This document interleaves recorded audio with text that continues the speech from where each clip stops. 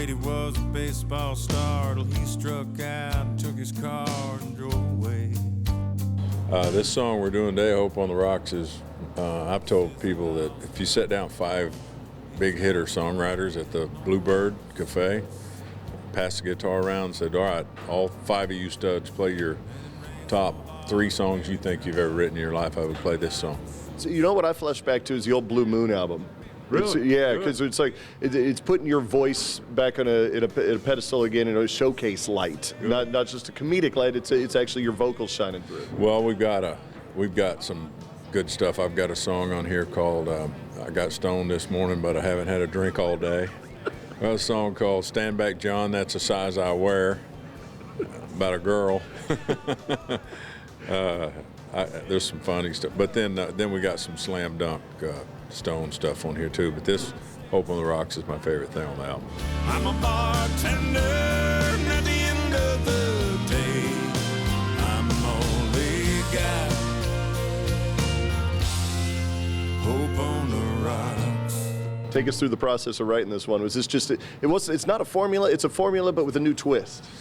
Well, it took me about maybe a little 4 months to finish it, and should have been a cowboy. It took 20 minutes. I just went in, it fell out, and you get those, and most of them come quicker. But I just ground on it in my own spare time longer than I normally do, and I have 8 or 10 characters in it, and you only get a couple lines each, so you got to really be definitive in that little short amount of time, and made each one of them as perfect as I could make them.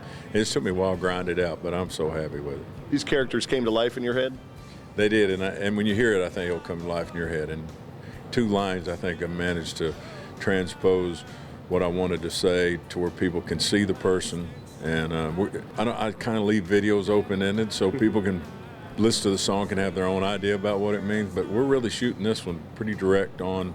We don't usually do that. It's pretty much a direct reading of the minutes of the song. Yeah, very literal, and it's asking for that, I think. Yeah, and we're shooting some of it black and white, I think, too. I want it to be real moody and old school, you know what I mean? I want it to look grainy, and so we'll see what we come up with. People have come to expect certain things from you, and Red Solo Cup and I Like Girls That Drink Beer, and these other songs are great to get out there, but it is great to focus on this side again, isn't it? I tried to do a ballad. I thought I had a great ballad called Crash Here Tonight.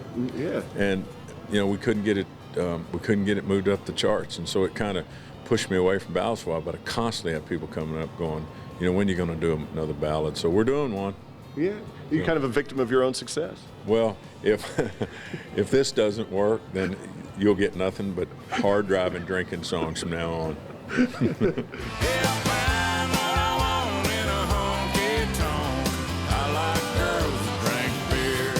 Again, on this album too, you break out some live tracks and some cool little nuggets on the bonus edition. We shot the whole live. We ran a reel and recorded an entire live show just to have. So we didn't know what we was going to do with it, but we wanted to have it. And Mills, my engineer, called up. He said, "Man, we don't even need to mix it. Whiskey Girl, for some reason, just popped off this thing, and it was just a magical cut." Yeah. He goes, "You need to put it on your album." And I said, "Well, send it to me," and it is.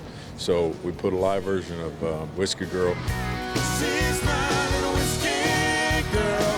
She's kind of ragged on the edges, girl. I like 'em rough. And there's also a live version of Get Out of Your Clothes or Get Out of My Car.